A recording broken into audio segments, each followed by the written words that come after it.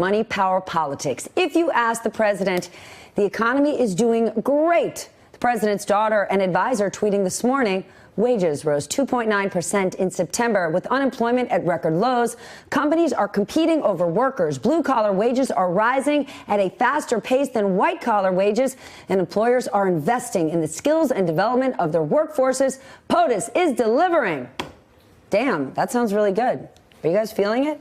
While these statistics may be true, they do not tell the whole story. Surprise, surprise. Many Americans are working hard, multiple jobs, and they still can't make ends meet. A new study from the nonprofit Third Way finds that 62% of jobs do not allow Americans to live a middle-class lifestyle once you factor in cost of living. What's more, 30% of jobs don't even allow a single childless adult to support a basic standard of living. And do not get me started if you have kids, because there is not affordable child care in the United States. So, as the Trump administration continues to tout the stock market and low unemployment rates, should it be focused on something else? Joining me now, Jim Kessler, Senior Vice President for Policy at Third Way, the group behind that study, and my friend Dan Nathan, Principal at Risk Reversal Advisors and a CNBC contributor. Jim, to you first.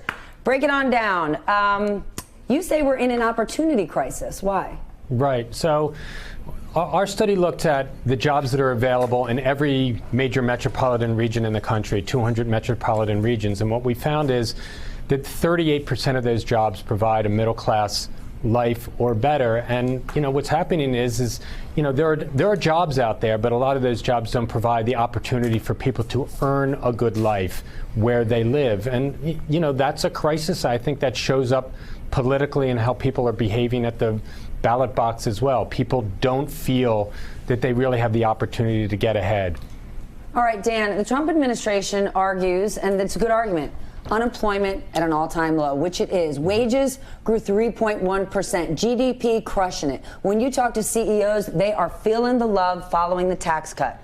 Why is none of this enough? It doesn't make sense. I think it goes back to what the president said a couple weeks ago, where he just kind of introduced the notion of a further tax cut that actually would be specifically for the middle class. I think it's pretty clear at this point, if you look at the polling about last year's tax cut, it is not particularly favorable. I think Real Clear Politics has it about 40% approved. So this was originally sold as a middle class tax cut, but really what it was a giveaway to corporations and the donor class. They borrowed $1.5 trillion from the future, right, to kind of get this sugar high going in the economy. And that's why we're starting to see tight labor. We're starting to see the employment cost index was up 3% year over year. That's all good news. I mean, but really, I think you have to consider at the 9 years into an economic recovery after just epic monetary and now fiscal stimulus, what do we have that comes next? And I think that's really the issue. And so we might start to see this kind of weighing on corporate earnings, because this is a draw. Like the higher inflation that we see as far as wages, that is less profitable for U.S. corporations. And then what does the Federal Reserve do? They have to raise interest rates to kind of keep inflation at bay. And that's the push and pull we're starting to see right now in the economy. Okay, Jim, most people don't either understand or like to talk about debt and the deficit. It doesn't matter to them. But when they look at this massive corporate tax cut and they say it didn't serve me, where's my tax cut? They love this notion that the president brings up about a middle class tax cut. Remember, he said that we're going to work on it in the next few weeks, leaving out the fact that Congress wasn't even in session. Help us understand how unlikely it is to get that middle class tax cut and the cost involved. It's not just like the government can pull a tax cut and it costs nothing. The money has to come from somewhere. Well, absolutely. So first of all, it is impossible for him to do a middle-class tax cut this Congress, just like it's impossible for him to repeal the 14th Amendment. It's just, that's not the way Washington works. Okay, but let's say it's January. Let's say it's January, and people say, well, listen, maybe he's not going to get it done now, but next year he will. Give us the real case of how unlikely it is given the scenario that we are in from a budget perspective. So I think it's very unlikely. Look, he had a chance to do middle class tax cuts because he passed a major tax bill that was really, you know, by margins of like 100 to 1 were focused on wealthy people and corporations. So he had his chance. He missed it. There should be a tax cut for working wage people in this country. He had his chance, and that chance has gone away. I think that's something that Democrats should be focusing on in 2020. It should be paid for. It should be paid for by raising taxes on people who got tax cuts under the Trump plan. We should be returning to those Obama tax rates. But yes, we have deficits that are about approaching $1 trillion per year. It will get to $1 trillion very soon.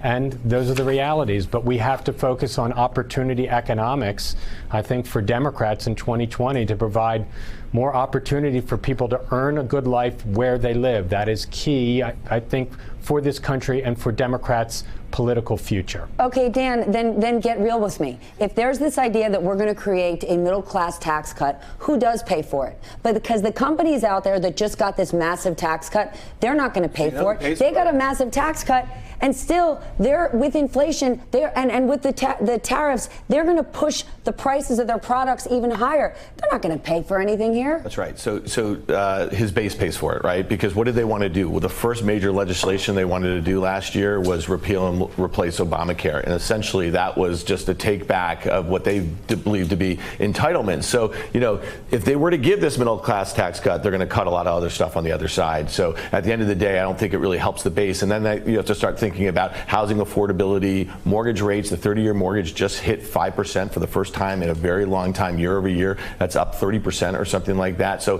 housing affordability is becoming difficult. Healthcare affordability is becoming difficult. So you're having inflation on the other side of this. Even it's just offsetting wage inflation, and it really probably wouldn't benefit a tax cut at this point, given all the other factors.